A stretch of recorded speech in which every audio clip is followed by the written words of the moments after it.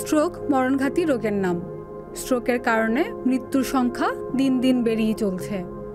তাই সময় থাকতে সতর্ক না হলে ভুক্তভোগী হতে পারেন যে কেউ। অনেক সময় স্ট্রোকের পর বেঁচে গেলেও শরীরে নানা অংশ প্যারালাইজড হতে পারে।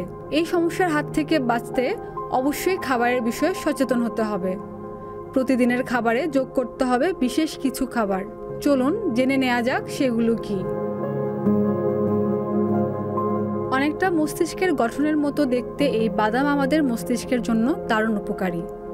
এতে থাকে আলফা লিনোলেনিক অ্যাসিড।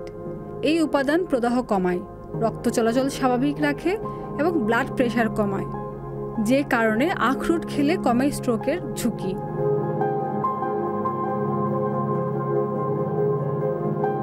মাছে থাকা ওমেগা 3 ফ্যাটি অ্যাসিড মস্তিষ্কের জন্য খুবই উপকারী।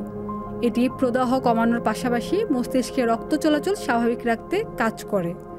তাই স্ট্রোকের হাত থেকে বাঁচতে খাবার তালিকায় রাখুন নানা পদের মাছ। এতে থাকা প্রোটিন, আয়োডিন, সেলেনিয়াম শরীরে পুষ্টির ঘাটতিও পূরণ করবে।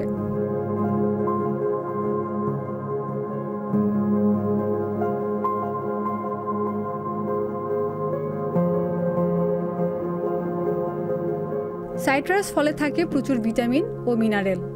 এ জাতীয় ফলে থাকে পর্যাপ্ত ভিটামিন সি, ফোলেট এবং পটাশিয়াম। এসব উপাদান শরীরের প্রদাহ দূর করতে কাজ করে। সাইট্রাস জাতীয় ফল খেতে হবে নিয়মিত। এতে দূরে থাকা যাবে স্ট্রোক থেকে।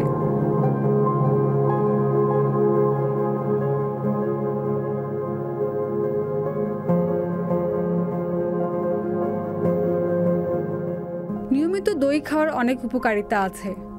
এটি আপনাকে স্ট্রোক থেকে দূরে রাখতেও কাজ করবে। উপকারী এই খাবারে থাকে ক্যালসিয়াম, পটাশিয়াম এবং প্রোবায়োটিক্স। তাই প্রতিদিন দই খেলে মিলবে নানা উপকারিতা।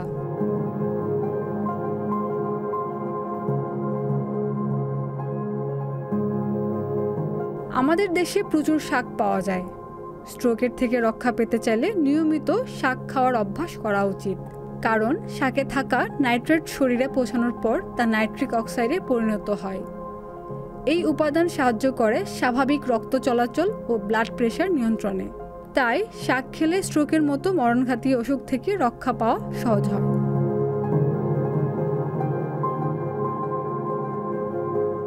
খাদিজা নিপা, সংবাদ প্রকাশ।